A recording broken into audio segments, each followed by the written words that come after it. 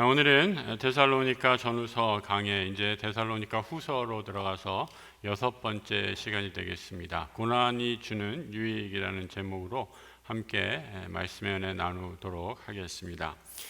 바울은 데살로니가 교회 교우들을 자랑합니다. 그 이유 가운데 하나가 이들이 고난과 닥친 핍박 가운데서도 그들의 믿음을 잘 지켰기 때문이죠. 성경은 단 한 번도 우리가 예수를 잘 믿으면 모든 문제가 해결된다라고 이렇게 가르치지 않습니다. 오히려 전 그 반대죠. 성경의 수많은 사람들, 믿음의 의인들을 살펴보면 수많은 어려움과 환난 가운데서도 끝까지 믿음을 놓치지 않고 그 길을 걸어갔던 것을 보게 됩니다. 바울은 믿은 지 얼마 안 된 데살로니가 교우들도 바로 이 믿음의 길, 고난 가운데서도 이 믿음의 길을 걸어간 것을 바라보며 칭찬하고 있습니다. 오늘 3절의 말씀입니다. 형제들아, 우리가 너희를 위하여 항상 하나님께 감사할지니 이것이 당연함은 너희의 믿음이 더욱 자라고 너희가 다 각기 서로 사랑함이 풍성함이다 말씀합니다. 고난 가운데 고난이 주는 첫 번째 유익, 바울 사도는 너희의 믿음이 이 고난 가운데 더 성장하고 자라게 되었다라고 하며 하나님께 영광을 돌리는 것을 보게 됩니다. 우리 삶에 왜 어려움이 닥치는지 우리는 도무지 알 수 없습니다. 하지만 고난이 주는 유익, 환난 중에서도 핍박 가운데서도 예수를 바라보며 나아갈 때 우리의 믿음이 성장하는 축복을 누리게 됩니다. 오랫동안 항암으로 투병하시는 분들 볼 때마다 얼마나 마음이 아픈지 모릅니다. 병은 어쩔 수 없다 치더라도 그렇게 오랫동안 기도하고 간절히 매어 달렸는데 결국 생명을 데려가시면 왜 하나님 그러십니까? 왜 하나님 나에게 이런 일을 허락하십니까? 하나님께 수없이 질문하게 되죠. 아무리 해도 대답하지 않는 하나님을 향해 분노마저 생기게 됩니다.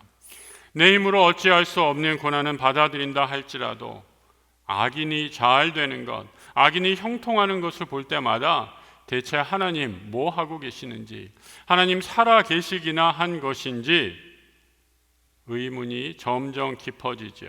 세상에 나보다 악한 사람들은 승승장구하는데 나는 어떻게 해서든지 하나님 뜻대로 살아보려고 아둥바둥하고 있는데 왜 나에게 이런 일을 허락하시는지 침묵하시는 하나님께 분노하게 됩니다. 미국의 2차 남북 전쟁 당시에 대규모의 목화 농장이 주로 산업의 주를 이루고 있었습니다. 목화 농장을 가꾼 인부들, 아프리카에서 잡아온 흑인 노예들이었습니다. 남북 전쟁이 끝난 후에 이제 흑인들이 노예 제도에서 해방되었는데 그 가운데 조지 워싱턴 카버라는 아주 영특한 흑인 청년이 있었습니다. 이 청년이 신앙심 깊은 백인의 도움을 받아서 그 선생님의 도움을 받아서 공부를 열심히 해서 나중에 농학 박사까지 따게 됩니다. 내가 받은 은혜, 너무나 받은 은혜가 큰데 이 은혜를 어떻게 나눌까 고민하다가 남부의 토양이 이 목화 때문에 점점 산성화되는 것을 발견하고 어떻게 하면 이 산성화된 땅을 다시 돌려서 비옥하게 만들 수 있을까 연구합니다. 연구에 연구를 거듭하다가 땅콩이 이 토질의 질소 함유량을 높여서 땅을 다시 기름지게 한다라는 것을 발견하게 되죠. 그래서 남부의 많은 농장주들을 찾아다니면서 설득하고 땅콩, 면화 대신 땅콩을 심게 합니다. 카버 박사의 말대로 많은 남부의 농장주들이 면화 산업 대신에 땅콩을 심으면서 많은 돈을 벌었는데 문제는 그 이유가 되었습니다. 땅콩이 갑자기 너무나 풍년이 들자 이 땅콩 값이 폭락을 하게 된 것입니다. 카버 박사의 말을 듣고 면화 대신에 너도 나도 이제 면화를 심었는데 이래서 이제 부자가 될 줄 알았는데 땅콩이 이제 너무 많이 나다 보니까 당신 때문에 우리 쫄딱 망했다라고 하면서 예전에 고맙다라고 얘기했던 사람들이 하루아침에 돌변해서 그를 향해 손가락질을 하고 위협하는 것입니다. 도움을 받고 고마워했던 사람 하루아침에 돌변하는 모습을 보면서 카버 박사가 낙심하여서 하나님께 어두운 깊은 밤중에 기도를 하게 되죠. 하나님, 왜 이 세상을 만드셔서 나를 이렇게 고난 가운데 처하게 하십니까? 이렇게 기도하자 하나님이 그런 음성을 주시는 것 같아요. 네 수준에 맞는 기도를 해라. 또 기도하다가 하나님이 이렇게, 카버 박사가 이렇게 하나님 앞에 질문합니다. 하나님, 왜 인간을 창조하셔서 저 못된 무리들이 나를 이렇게 괴롭히게 합니까? 그러니까 하나님이 또 이런 음성을 주시는 거예요. 그 질문도 네 수준에 너무 크다. 네 수준에 맞는 질문을 해라. 카버 박사가 또 기도하다가 이렇게 하나님 앞에 질문하죠. 하나님, 왜 땅콩을 만들어서 저를 이렇게 힘들게 하시나요? 그러자 하나님이 이렇게 말씀하시는 거예요. 그래, 그 수준은, 그 질문은 내 수준에 꼭 맞는구나. 왜 내가 땅콩을 만들었는지 연구해 보아라. 그 길로 카버 박사는 다시 연구실로 돌아가서 연구를 거듭한 끝에 땅콩으로 무려 300여 개의 제품을 만듭니다. 땅콩 버터, 땅콩 비누, 땅콩 기름, 땅콩 잉크, 땅콩 접착제, 땅콩 연고 등 수많은 제품을 개발해서 많은 사람에게 그 혜택을 나누어 주지요. 지금도 조지 워싱턴 카버 박사는 미국이 낳은 위대한 과학자 중에 한 명으로 기억되고 있습니다. 하나님 누구에게는 복 주시고 누구에게는 화를 내리시는지 성도님들이 저에게 질문할 때 저도 다 대답할 수 없습니다. 성경인 이 모든 일의 최종 결정자가 바로 하나님이심을 말씀하고 이는 하나님의 주권의 영역이다라고 합니다. 바울은 하나님의 주권을 인정하고 고난을 받아들이는 데살로니가 교우들의 태도를 칭찬하고 있죠. 오늘 본문 4절의 말씀 같이 한번 읽어보겠습니다. 그러므로 너희가 견디고 있는 모든 박해와 환난 중에서 너희 인내와 믿음으로 말미암아 하나님의 여러 교회에서 우리가 친히 자랑하노라. 모든 박해와 환난을 이길 수 있었던 이유, 바로 참고 믿은 것입니다. 믿으면서 참은 것이지요. 다른 비결은 없습니다. 인내와 믿음, 우리 신앙이 자라가는 귀한 비결이지요. 인내와 믿음이 가능했던 이유는 무엇입니까? 우리의 믿음의 주요, 우리를 온전케 하시는 예수 그리스도께서 그 인내와 믿음의 길을 우리보다 먼저 걸어가셨기 때문이죠.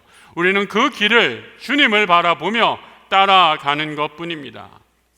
그래서 성도가 걷는 인내와 믿음의 길, 내 힘으로 갈 수 있는 길이 결코 아닙니다. 하나님의 도우심을 구하고 기도하며 걷는 길이죠. 다윗을 왜 하나님의 위대한 사람으로 말하는가? 그는 환난 중에서도 하나님만을 붙잡았기 때문입니다. 죽음의 위험 가운데서도 하나님만을 의지했기 때문이죠. 절망의 순간에 죽음의 그림자가 드리웠을 때 다윗은 이렇게 기도합니다. 여호와 내 하나님이여, 내가 주께 부르짖음에 나를 고치셨나이다. 여호와여, 주께서 내 영혼을 수월에서 끌어내어 나를 살리사 무덤으로 내려가지 아니하게 하셨나이다. 부르짖었다, 영어로 cried out이라고 이렇게 쓰고 있습니다.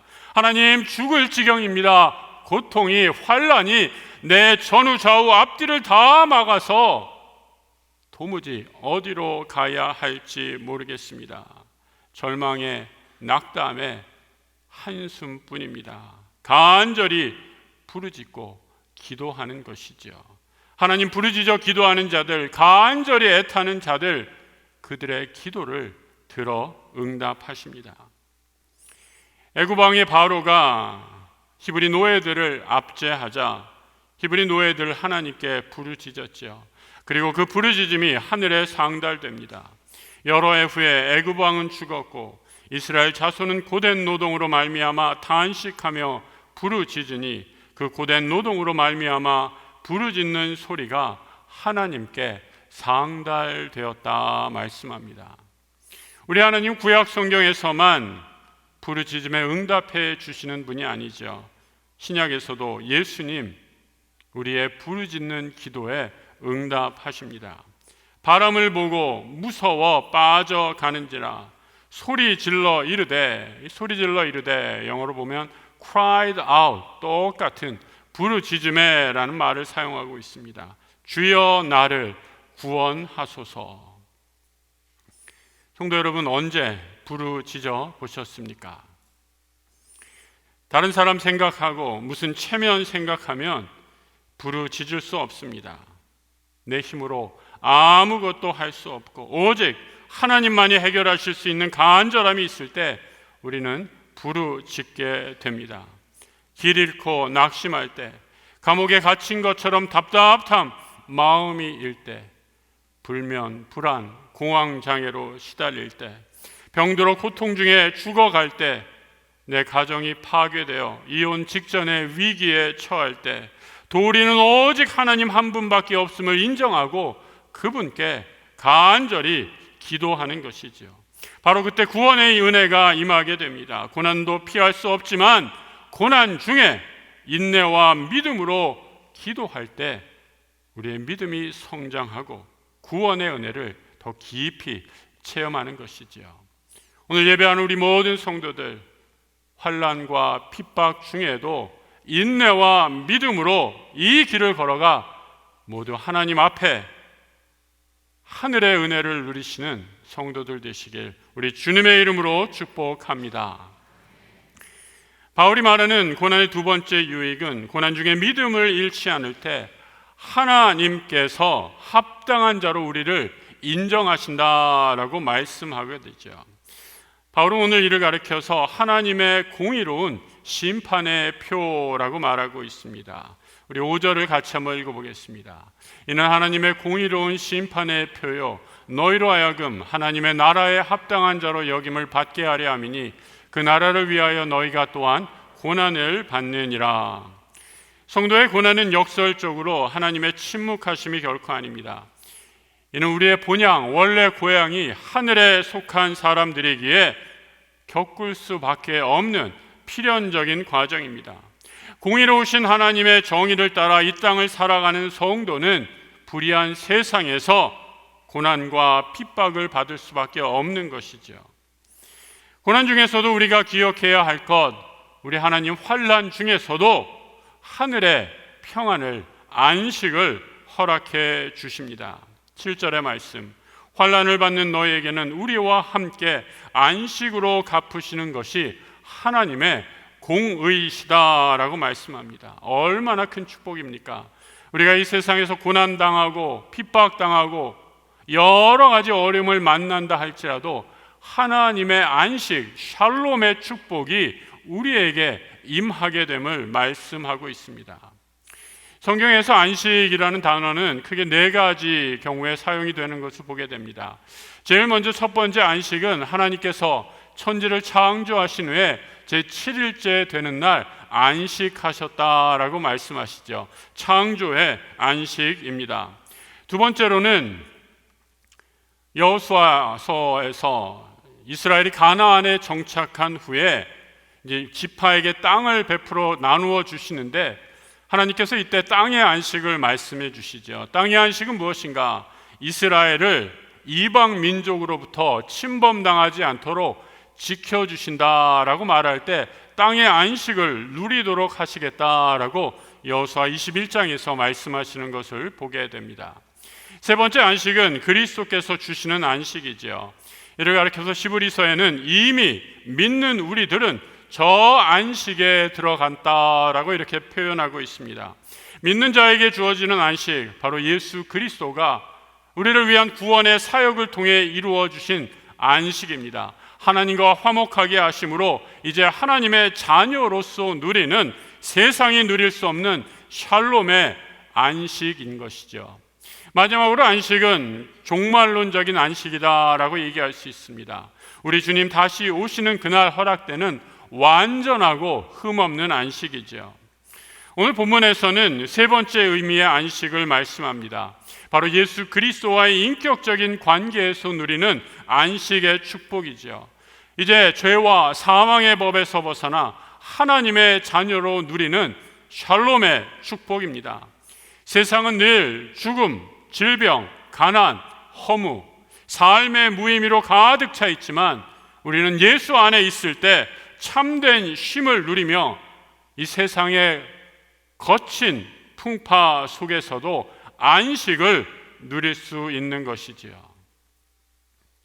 높은 산이 거친 들이 초막이나 궁궐이나 내 주 예수 모신 곳이 그 어디나 하늘나라 할렐루야 찬양하세 내 모든 죄 사함받고 주 예수와 동행하니 그 어디나 하늘나라. 우리 3절만 같이 합니다. 높은 산이 거친 들이 초막이나 궁궐이나 내 주 예수 모신 곳이 그 어디나 하늘나라 할렐루야 찬양하세 내 모든 죄 사함받고 주 예수와 동행하니 그 어디나 하늘나라. 고난 중에 있을 때라도 가난하고 궁핍할 때라도 가정에 위기가 닥칠 때라도 내가 병들어 죽음의 그림자가 다가오는 것 같을지라도 예수가 나와 함께 한다면 그곳이 바로 하늘의 안식, 샬롬을 누리는 곳이 됩니다. 우리는 안식을 그저 일을 안 하는 것으로만 착각하고 있죠.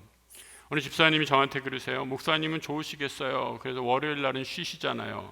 저는 월요일부터 토요일까지 일하고 주일날 와서 봉사 계속해서 하루도 쉬는 날이 없어요. 이렇게 말하시는 것을 들었습니다. 안식의 개념이 일에만 맞춰져 있어서 오해한 것이죠.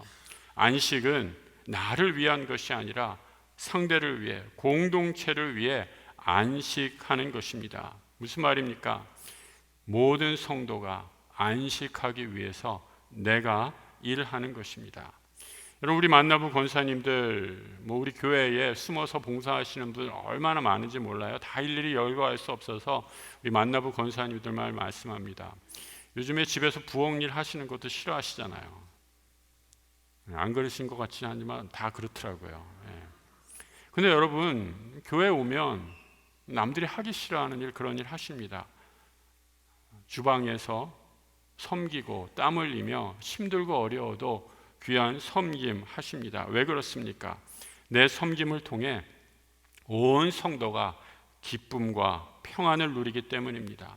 나의 섬김을 통해서 누리는 하늘의 평강을 얻는 이유이지요. 안식을 누리는 아주 귀한 태도이지요.